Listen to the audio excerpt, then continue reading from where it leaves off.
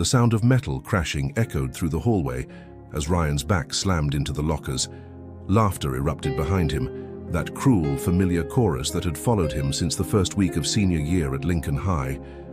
His books scattered across the polished floor, pages fluttering like wounded birds. "Oops," said Chase, the leader of the pack, grinning as he adjusted his varsity jacket. "Didn't see you there, new kid." Ryan didn't look up right away. His knuckles were white around the strap of his backpack, his breathing controlled, too calm, like someone restraining a storm. He slowly picked up his textbook, pausing only when Chase's sneaker crushed it underfoot. "Don't bother," Chase added. "You're not going to need it where you're headed." The others laughed harder. They always did. The girls watching from near the water fountain smiled awkwardly, pretending not to see. A security guard rounded the corner, looked right at them, and then kept walking. Ryan rose to his feet, dusting off his hoodie. His eyes finally met Chase's, not angry, not afraid, just steady, measured, like he'd seen far worse and this was just an inconvenience. "You done?" Ryan asked quietly. "What did you say?" Chase snapped, stepping forward. "I said," Ryan repeated, his voice even. "Are you done?" The air shifted. Just for a second, something in Ryan's tone made Chase hesitate. But then the bell rang, and the moment snapped like a rubber band. "You're lucky it's lunchtime," Chase muttered, bumping Ryan hard with his shoulder as he walked past. "See you after school, freak." Ryan watched them go. He didn't flinch. He didn't look embarrassed. Instead, he pulled out his phone, tapped a message, and put it back in his pocket. Outside the school, a black SUV sat parked at the far end of the lot, tinted windows, engine idling. Back inside, Ryan walked toward the cafeteria like nothing happened, but his mind was already moving ahead. He wasn't here to make friends. He wasn't here to start fights either, but someone needed to be reminded. You don't touch what belongs to a king. Lunch at Lincoln High was loud, chaotic, and perfectly designed to make people like Ryan feel invisible. He sat alone at the edge of the room, near the windows that overlooked the football field. His tray held a half-eaten sandwich and untouched apple slices. Around him, conversations buzzed with homecoming plans, TikTok drama, and meaningless gossip. He wasn't listening. Ryan's eyes were on Chase and his crew, sitting dead center like they owned the place. They laughed too loudly, moved too confidently, as if nothing in the world could touch them.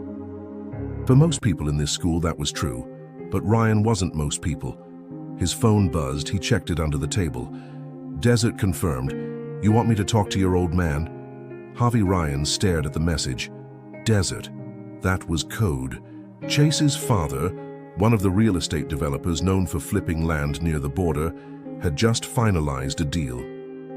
A deal that intersected with territory very few dared to tread on. He typed a quick reply. "Not yet. Just watching for now." "Yo, freak!" The voice pulled him back. Chase again, standing with a stupid grin and a carton of chocolate milk in hand. "You look thirsty, want some?" Ryan didn't answer, he just stared. Chase dumped the milk over Ryan's tray. Laughter exploded around them. Some kids watched with open mouths. Others smirked and looked away. The milk soaked through Ryan's sandwich, dripping slowly off the table onto the floor, but Ryan still didn't move. His silence made Chase uncomfortable. "You think you're tough, huh?" he said, shoving Ryan's shoulder. Ryan caught his wrist, not hard, not aggressive, just enough. For one brief second, their eyes locked. And in that second, something cold passed between them. Chase pulled his hand back like he'd touched fire. "Careful," Ryan said, barely above a whisper. "You're not playing with school kids anymore." Chase blinked, confused. "What?" Ryan stood up slowly, tossed his soaked tray in the trash, and walked out of the cafeteria. Behind him, one of the freshmen turned to Chase. What did he mean by that? Chase didn't answer. For the first time since freshman year, someone had looked him in the eye and made him feel small. Outside, the black SUV was still waiting. The SUV's window rolled down as Ryan approached the far edge of the school parking lot. Inside, a man in his early 30s with mirrored sunglasses and a military haircut sat silently, fingers tapping the steering wheel in a slow rhythm.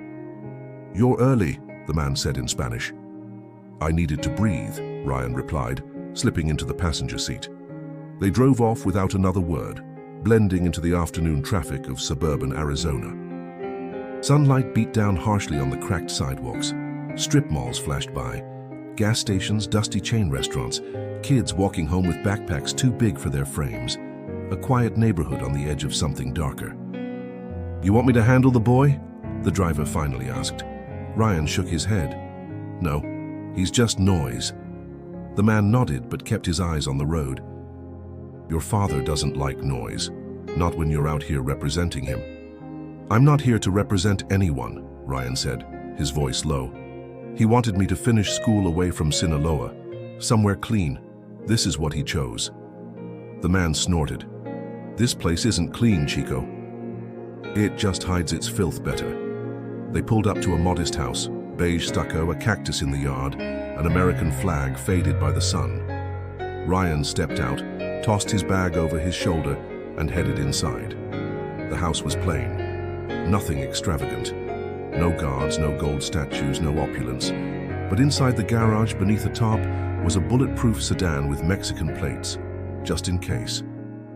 In the kitchen, Ryan opened the fridge and grabbed a bottle of water. On the table was a stack of schoolwork. He ignored it. Instead, he unlocked a drawer, pulled out a faded photo, his mother and him, smiling on the coast. She'd been the reason his father let him leave.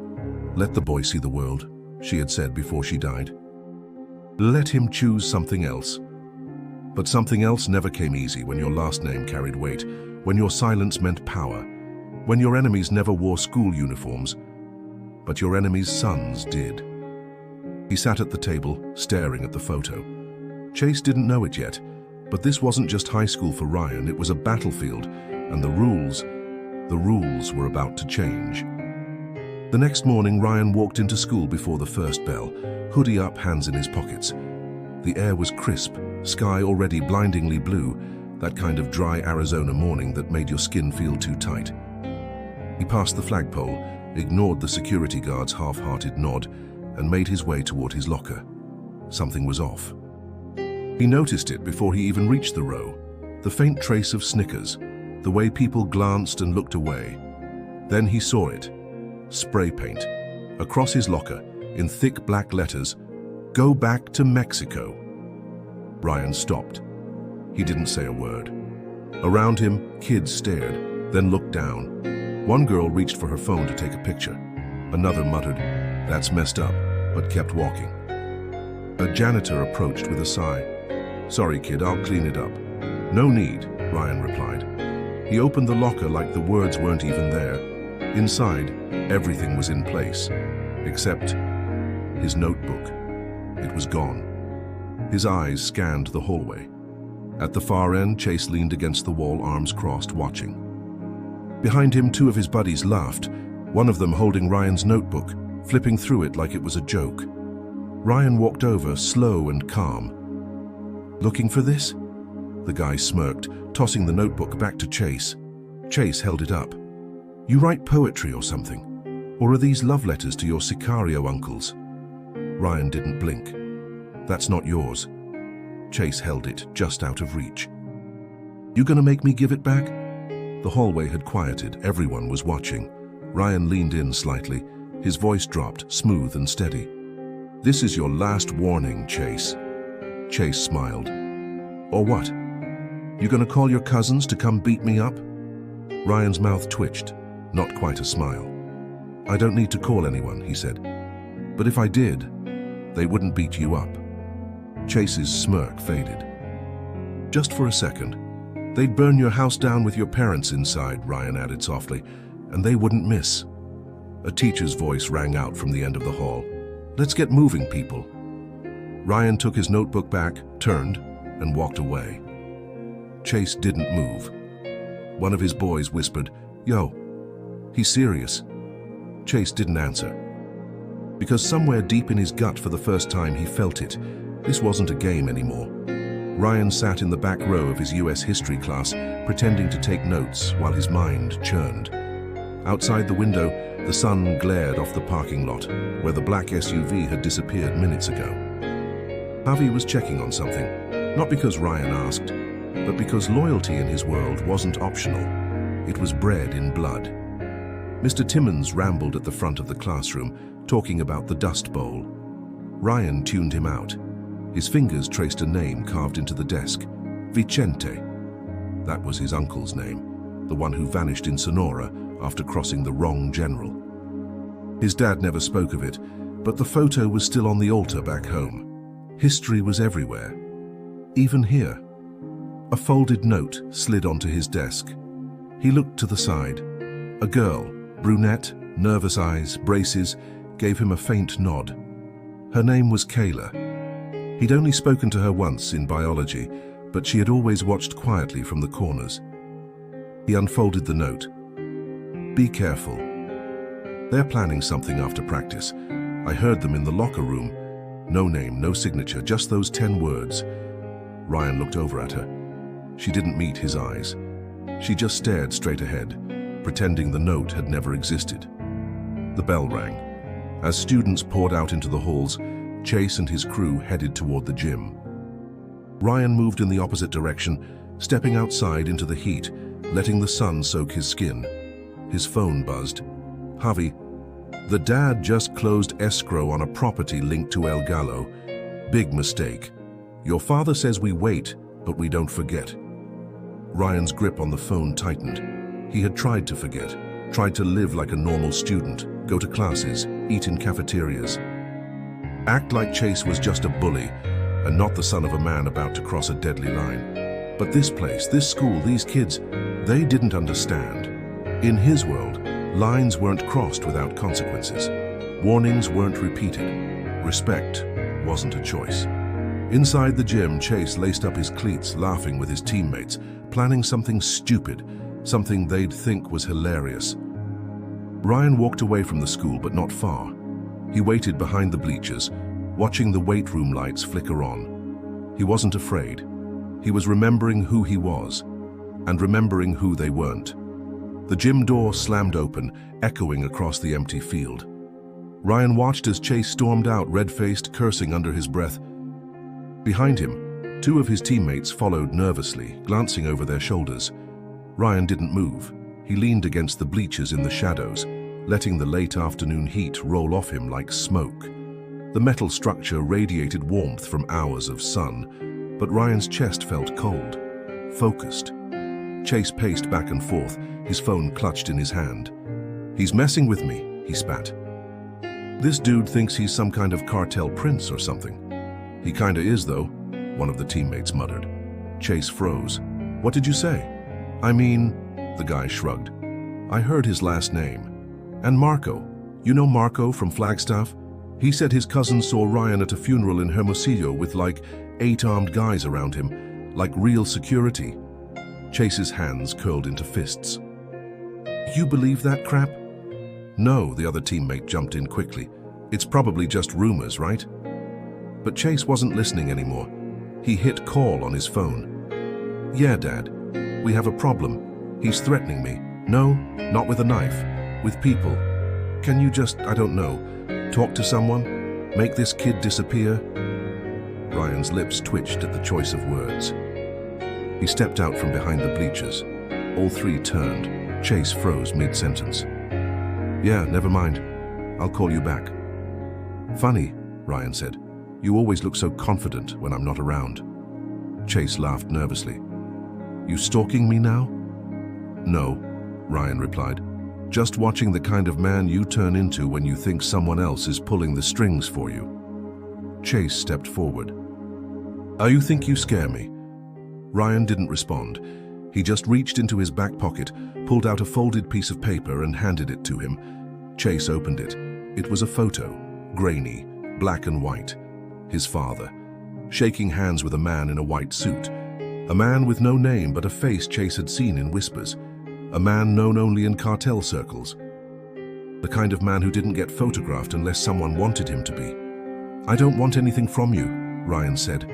"I'm not here to start something." Chase looked up, pale. "Then what the hell is this?" "It's a reminder," Ryan said, "that you're not untouchable. No one is." Silence. Then Ryan turned and walked away, leaving Chase with shaking hands and a face full of panic. The rules had changed. The line had been drawn, and this time Ryan wasn't stepping back. Monday came, and with it a different kind of silence. The hallways of Lincoln High still buzzed, but something had shifted. Chase walked with his head down. No jokes, no shoves. His crew kept their distance, stealing glances at Ryan whenever he passed, like they were waiting for something to explode. Ryan said nothing. He didn't need to. Kayla passed him in the hallway and slowed just enough to speak. "You're not like the others," she whispered. "They pick fights. You finish them without lifting a finger." Ryan looked at her, expression unreadable. "I didn't want to finish anything." "But you did." He didn't answer. Instead, he walked past her toward the courtyard, where the sun lit the concrete like a desert mirror. His seat under the tree was empty. It always was. No one sat near him anymore, not out of respect, out of fear. He opened his notebook, thumbed through pages filled with precise, clean handwriting. A short poem caught his eye, something he'd written the week before. "You can't outrun a name, but you can teach it to mean something else." Ryan stared at it for a long time. Behind him, a voice cleared its throat. Chase, alone. He looked smaller, not physically, emotionally, like the air around him had thinned. "I'm not here to start anything," Chase said. "I just wanted to say, I didn't know who you were." Ryan didn't turn around. "Does it matter?" Chase hesitated. "I guess not." A long pause. "I'm not scared of you," he added, quieter this time. "I'm scared of what I almost brought on my family." Now Ryan looked at him, not with anger, not even with pity, just understanding. "That's why we don't start wars we can't finish," Ryan said. Chase nodded slowly, then walked away. No swagger, no threats, no final word. Ryan closed the notebook and looked toward the parking lot. The black SUV wasn't there anymore. Javi had left the day before. Orders were simple. Stand down. The message had been delivered. No bodies, no blood. Just fear. The clean kind. Ryan leaned back against the tree, eyes half closed, letting the sunlight fall across his face. He didn't win. He didn't need to. Because sometimes survival isn't about dominance. It's about control. And Ryan had more of it than anyone ever imagined. It had been 2 weeks since Chase backed down, since the messages stopped, since Ryan became untouchable. No one said it out loud, but the shift was felt in every hallway, every sideways glance, every locker that opened just a little more quietly when he walked by. Even the teachers noticed how the trouble stopped around him like a force field. Ryan had become something else, not a student, not a threat, a symbol. But power always costs something.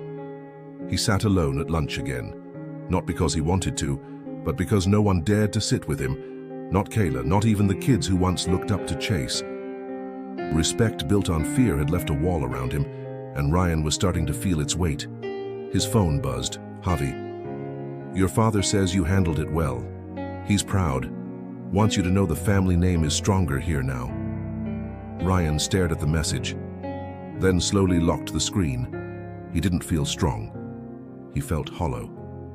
Kayla passed his table, tray in hand, hesitating. Ryan caught her glance but didn't move. She didn't stop. Later that day in AP English, the teacher asked them to write about a moment where everything changed. Ryan stared at the blank page for 5 minutes. Then he wrote, "Everything changed when I stopped trying to belong and started surviving instead." He stared at the words for a long time before folding the paper and sliding it into his notebook. After class, as he walked out into the sunlit courtyard, Kayla was waiting. "I know why you're alone," she said softly.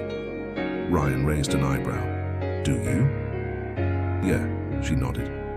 "Because people don't know if being near you makes them protected or marked." He didn't answer. She stepped closer. "But I'm not afraid of you, and I'm tired of pretending I don't care." That caught him off guard. "Why?" he asked.